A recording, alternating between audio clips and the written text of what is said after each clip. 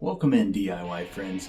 Today we're going to be talking about 5 tips when painting and cutting in that are going to help your next paint job be easy and successful. Tip number 1, remove the light covers and the outlet covers. That's an easy one. Let's get into all the rest. We all know it's best to take off your switch covers and outlet covers. Just makes cut-in way easier. But the second tip is to go ahead and remove any pictures or shelving from the walls so that you don't have to cut in around all that kind of stuff. Pictures come off real easy. Shelving is usually just a couple nails or screws. Pull those off.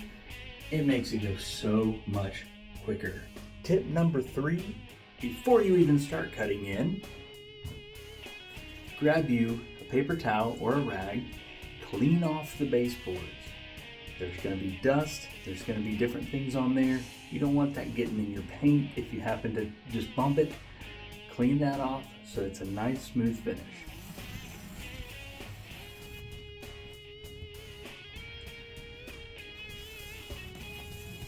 Tip number 4, cut in around all your trim, your baseboards, your door casings, everything.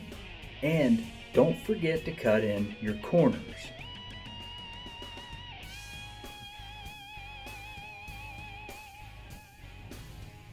Side note, take your time with the cut in.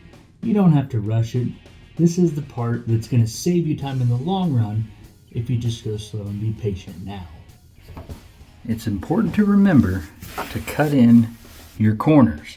We've got the baseboards cut in, but the corners are very important. You want to make sure those are cut in on both sides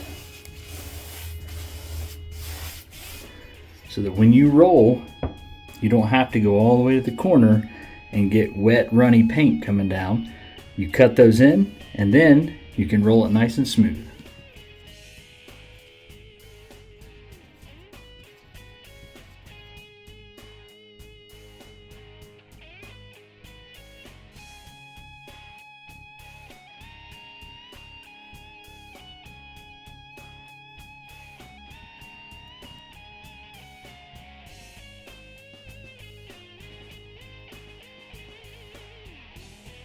Tip number 5, don't be afraid to tape something if you're not confident in your cutting abilities around it. This baseboard heater, I'm going to go ahead and tape it. There's no harm in that. There's no reason to try to cut in something that I may not be able to. And frog tape is the best if you're going to use tape.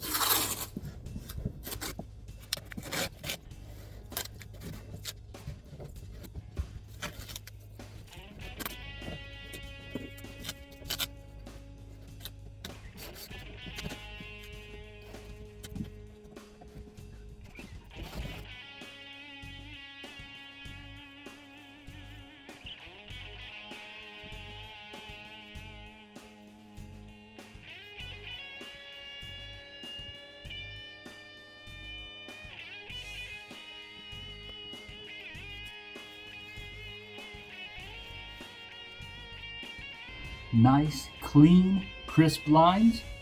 Sometimes a little bit of prep work can make a world of difference.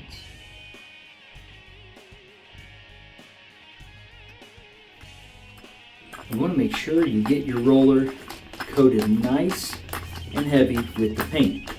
You don't want it to be dry. You want there to be a good amount of paint on the roller.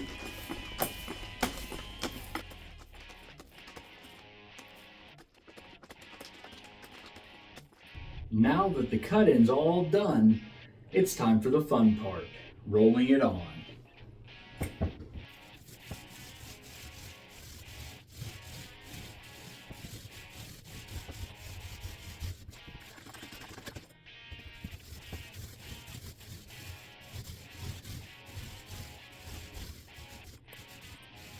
I hope these tips were helpful to you. Now, go find something to paint and have some fun.